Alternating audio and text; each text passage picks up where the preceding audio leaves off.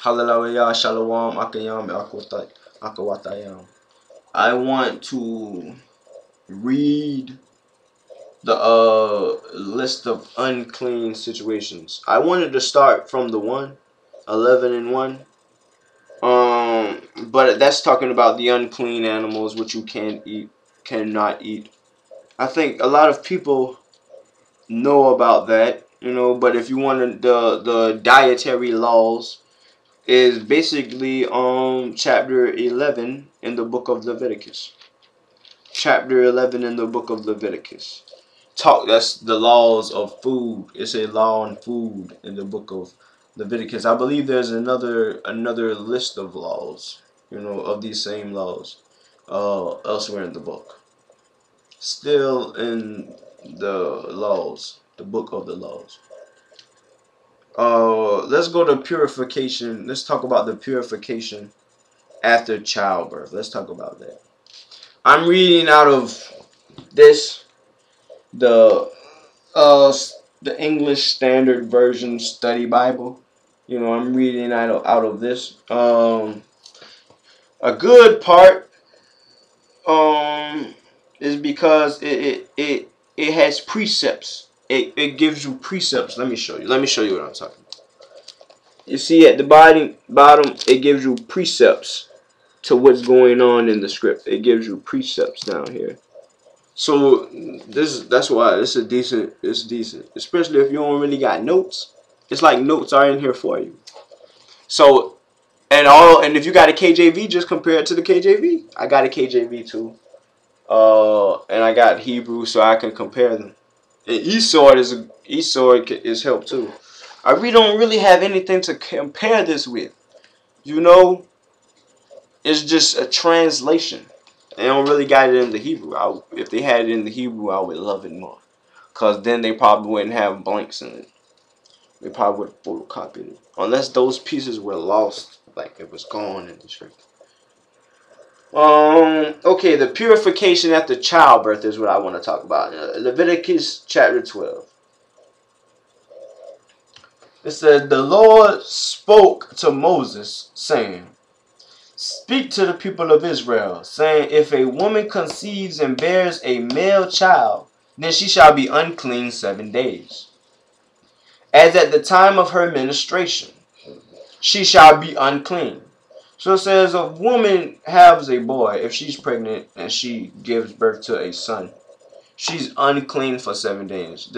She's unclean for 7 days. There's things she would have to do.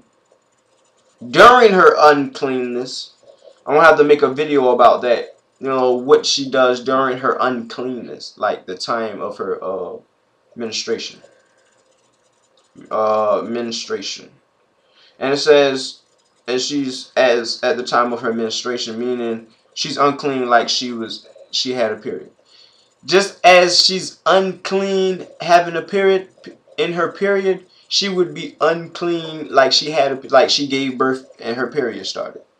In a sense, like she gave birth, because there's something coming out of her. So it says that which Christ was like, that goes into a man doesn't defile him, but that which cometh out of a man. Not to say that the baby is defiled.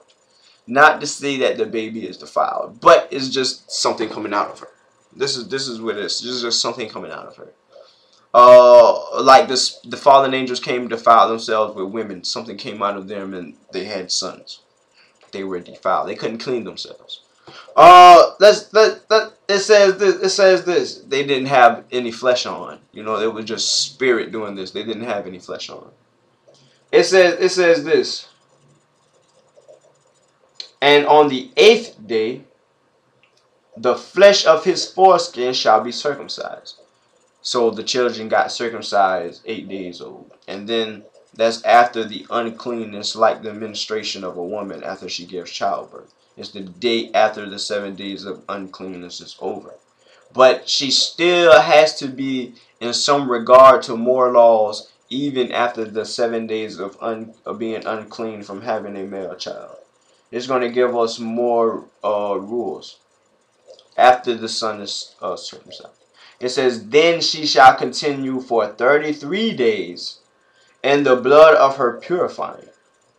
So in the blood of her purifying, I believe is basically she's gonna have to do more days after this of basically her menstruation, the time of her menstruation. So she's gonna be unclean in a sense from this time too.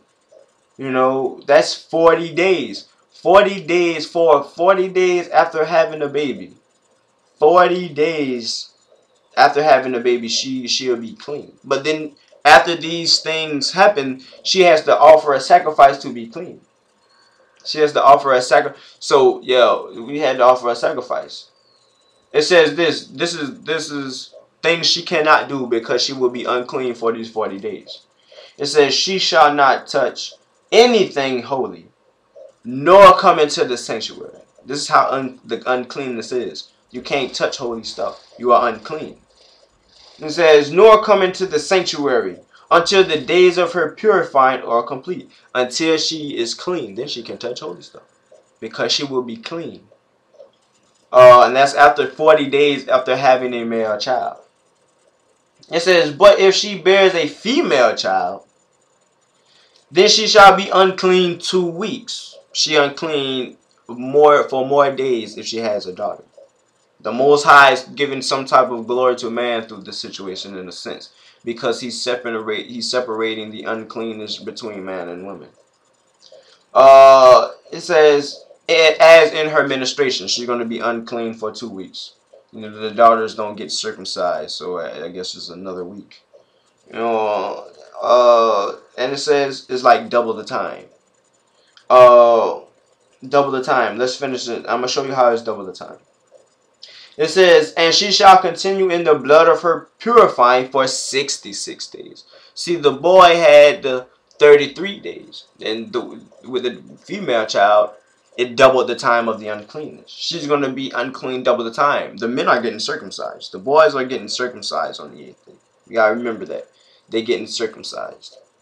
So the daughters, they seem as if they get the double time. Now, that, in a sense, that's putting some type of glory or a difference between man and woman. You know, the Most High, because he created us. We didn't create ourselves to be men. We didn't create y'all to be women. The Most High is doing this stuff. And this is how he sees uncleanliness in giving childbirth. Even though having a child is like a gift from the Most High. But there's still unclean things about it. Notice it doesn't talk about the father being unclean for all of these days. It doesn't talk about the father being unclean for all of these days after the childbirth. It doesn't say anything about the father. What we just read. And it said this. It says, and when the days of her purifying are completed, when she's clean, whether for a son or for a daughter, there's more rules. There's more rules.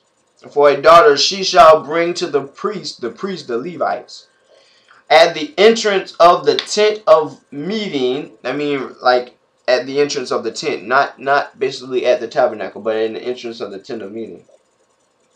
It says she got to bring a lamb a year old for a burnt offering, and a pigeon or a turtle dove for a sin offering. So she got to bring a burnt offering, and she got to bring a sin offering. The burnt offering was the lamb, and the sin offering was the pigeon. And it says this, and he shall offer it before the Lord and make atonement for her. So the priest offers the sacrifice for this woman after she has childbirth and the days of her purification are over. Remember, it's 80 days for if she has a daughter, and it's 40 days if she has a son. So after this 40 or 80 days, she's supposed to bring a sacrifice to the priest for a burnt offering and a sin offering. Sin offering, you know, is having a child. What was the sin? I think it was basically becoming defiled. In a sense, like it's not really like you did a bad evil thing, but it's a sense as it's unclean, it's not holy. And you feel what I'm saying? And you are the holy people. Let's think about it. And you are the holy people. It says this. It says this. And what if the Gentiles got to go by this stuff too when Christ comes? It says, then she shall be clean from the flow of her blood. You remember, it says, you know, they're not. I don't believe the women have periods for 40 days or 80 days after giving birth. So it says this is like an uncleanness for this long, just as if she had a period for this long. That's how her uncleanness is to be compared to. It says this is the law. It says this is the law. This is the law for her who bears a child, either male or female. It says her that bears a child. And if she cannot afford a lamb, then she shall take 2 turtle doves or 2 pigeons, one for a burnt offering and the other for a sin offering. Burnt offering and sin offering. If she doesn't have a lamb, she can sacrifice the lamb for a pigeon or a turtle dove. I don't know how we're going to catch pigeons and turtle doves. It said, and the priest shall make atonement for her, and she shall be clean. And she's clean. That was basically the law on the purification of a woman after childbirth. And there's different laws depending on the situation of the childbirth. Like if it's a man child, if it's a boy, the woman is unclean for 40 days. She can't touch holy stuff. Then the son got to get circumcised on the 8th day. Like after the primary 7 days of uncleanness. The son has to get circumcised. But there's more laws on this same situation. It's like the menstruation. Like we got to understand what is the cleanness of the menstruation. Because it says she's going to be unclean as the days of her menstruation. So I'm going to make a video about that. Most High willing.